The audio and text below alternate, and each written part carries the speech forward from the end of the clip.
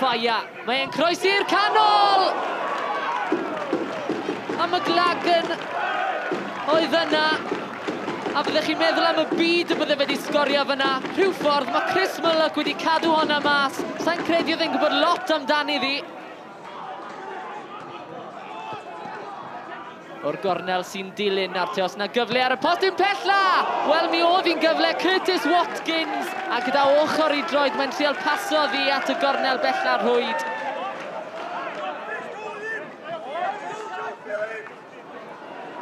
Webb, mynd ar ben ei hunan, ar ei drod dde. Mae'n taro am ddiffynwr, os na ergyd.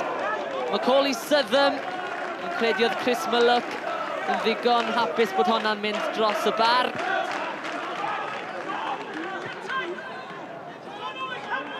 Croesiad mewn i'r canol, mae'n beniad! Yn beniad rhydd hefyd i'r eilydd, Louis Gerrard.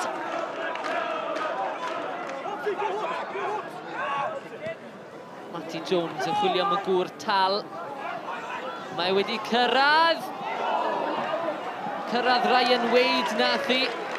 A'r cyffyrddiad lleia ganddo fe.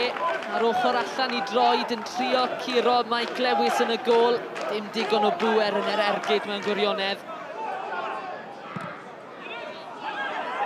Nawr te, ydi Wade yn mynd i guro ras yma. Mae e wedi.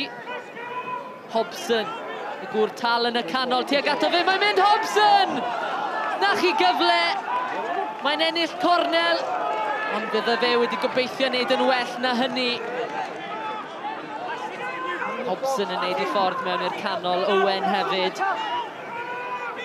Wade dal yna. Trial ffinsio'r gwagle. Deithi hi allan. Declan Walker. Ni wedi gweld e yn taro ddi o bellter fel yna. Doedd hi ddim i fod. Well, it's difficult, isn't it? You just look, you want that first win that kickstart you. You know, our last 3 league performances have been good.